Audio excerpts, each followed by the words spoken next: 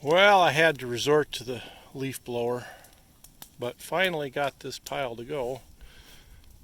It would have probably worked better with another couple of weeks of dry weather, but it's supposed to start raining again tomorrow for a couple of days, and just thought we'd get after it. So the leaf blower can be the great persuader.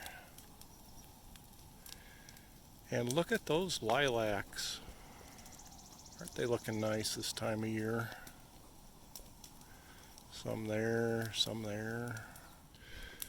Burning this time of the year is not the nice, relaxing, overgrown weenie roast at the campfire thing that you might expect it to be. The fire tends to I use a few logs to get it going, so I build a couple little campfires, one on either end.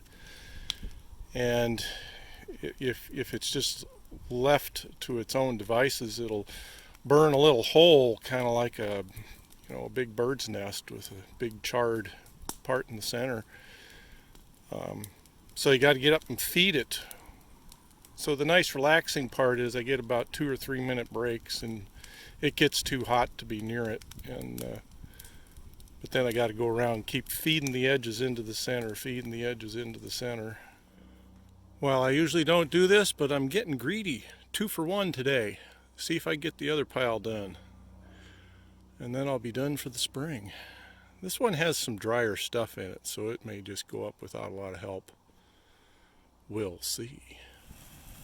Well, there comes the answer to that question. So this is going to be a glorified weenie roast here. I just lit it and stepped back, and away we go. Bill's out mowing his front yard, and he's been giving his clippings over the fence to the boys. And so just as soon as they heard the mower, they were clean across the pasture over by the barn, but as soon as they heard that mower fire up for the first time, they literally ran across the pasture and have been his best friend ever since. We don't usually like to do gutter talk here on the Farm Report, but we have made an exception. One in the past, which drew a notable complaint, but normally we don't like to, but today we need to do some gutter talk because we got gutters. So not only do we have a roof on the barn, we got brand new gutters and downspouts that drain into the French drain system, or the back end of it that I put in last year, that drains out this way for hopefully keeping this area a lot more dry. It's already dried up, but then the weather's pretty dried up too. But this should dry up. This should take care of the last of it.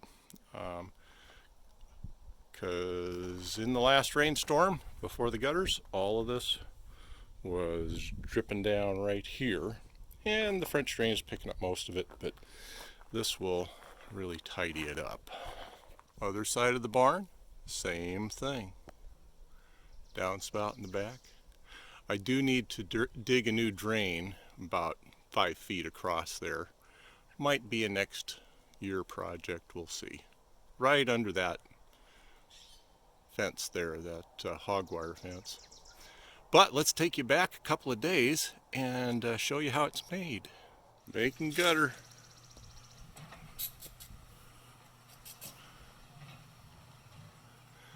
Nice long seamless gutter. Boys are saying, what's in this for us?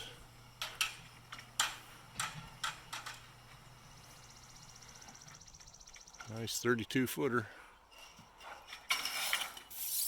Wasn't that something how they made those long gutters? Now today I got another project going. Those of you that are avid Farm Report watchers will know that here out in the garden at the watering post, last year I put in this new valve arrangement. And then this spring I tied in new lines for the orchard, tied all that together. And those of you that are really avid watchers remember this line that's kind of poking up like an L here. That's the one that went across the driveway last year to take care of the drip line that goes down all the way down the driveway. Well, I wanted to do some finishing up this year on this project. And what I'd like to do, I was watering this driveway line with a hose that was hooked up to a hose timer here. I did leave a couple of extra stations here for future growth. So I want to tie into this one. So I've dug out here along. I'm going to bring this line down, move the drain on there down here, and then just kind of take a U-turn into the box and put a new valve in there. Actually, it's an old valve, recycled from the folks' house over on Red Top, where where Donna is, where Dad was too. Anyway, Donna and I redid that system, and there's a couple of valves left over there, so I'll put one of those in. And then you might be able to see, previous farm reports have speculated on the mystery wires that come up at the post here. I have determined that they are actually low voltage. They are Romex and look like high voltage, but the other end in the barn is tied to low voltage. So these are basically expensive sprinkler wires, or they probably were not in their day, but they are now. People wouldn't use Romex for sprinkler wire, but so I'm going to tie those in there and then have the option of putting a clock in the barn, running them through these wires. But in the process, I've also discovered that very nearby, I sort of knew this, I guess, runs the water pipe from the garage to the barn, and the electrical wire, and a spare electrical wire, which is just a dummy. It's not hooked up on either end, and that's the white one. And I think Dad kind of put it in with the thought of either future growth or maybe bringing, at one point, he thought about having a water wheel. Well, he did build a water wheel out there behind the barn on the duck pond.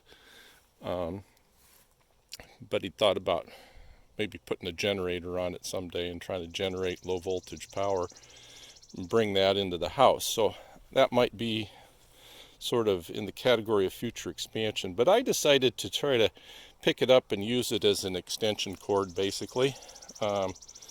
Either from the barn to a box here or from the house to the box here. It's not hooked up to anything in the garage or the barn. So I'm going to hook one of them up and have power on the post here. So I could also run a sprinkler clock just out here, which might be also nice. So anyway, going to have all those options and get after that today. All right, almost finished. Leave something to do tomorrow. Still got to put an outlet and a cover, outdoor cover on that. But I did get my wire spliced over there. And John may be interested. I kind of did a redneck version of your suggestion. I did go ahead and solder the splices on the wire on the Romex and put them in waterproof shrink wrap, and then taped it all up, shoved them inside of that pipe, and those black poly pipes, caulked them on either end. So I don't know, that ought to be hopefully double waterproof. But then the wire comes up and boom. So now I just gotta wire that into an outlet, and then the other end into an outlet in the barn, and we're good to go. And then there's the this one here. This will be just a spur that goes down to the barn, or to the garage.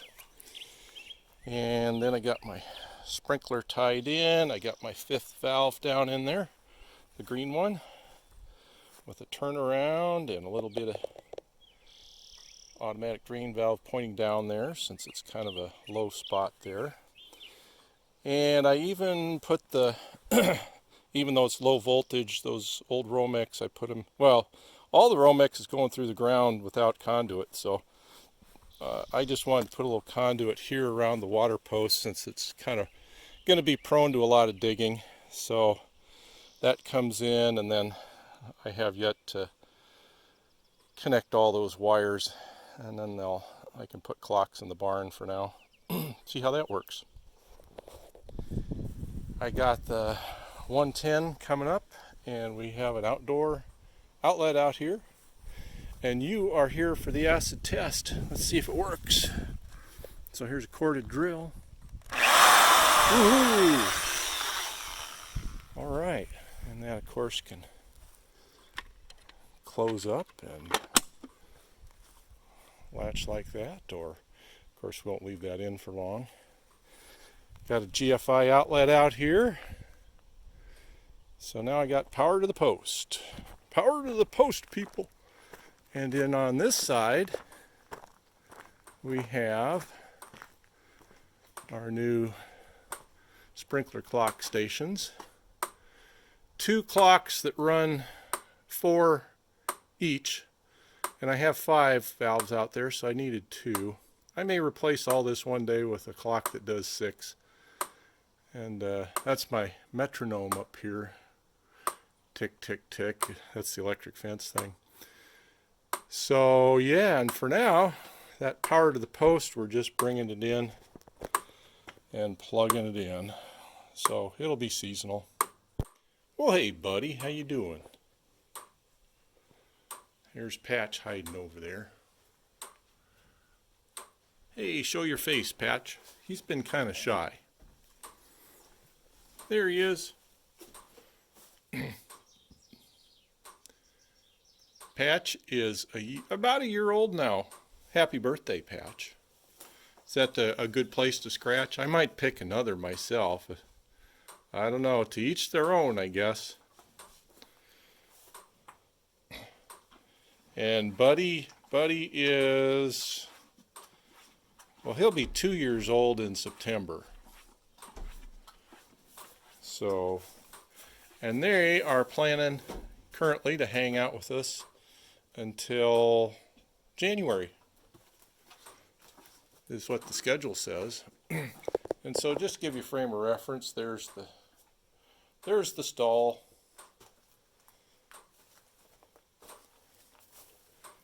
And the stall comes up to about the middle of my tummy, so this guy is looking good. His head comes up to, yeah, you are, aren't you? Your head comes up to about my chest now. So you're getting to be a big boy. And at last, the pasture's been doing well this spring with the rain we've been having. And they're not complaining so much. They can kind of give a rip whether I give them pellets or not right now. Versus, oh, maybe even 6 weeks ago, they had a pretty urgent need they would let me know about. Everything is so itchy. Scratch, scratch, scratch, scratch, scratch. Gotta scratch it all.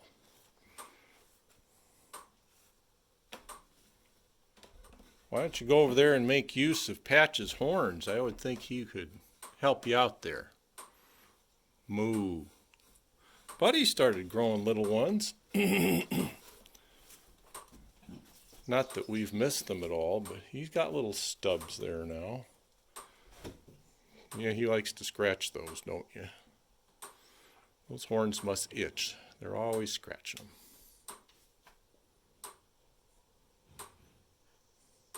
What? Yeah, I know. I don't do near as good a job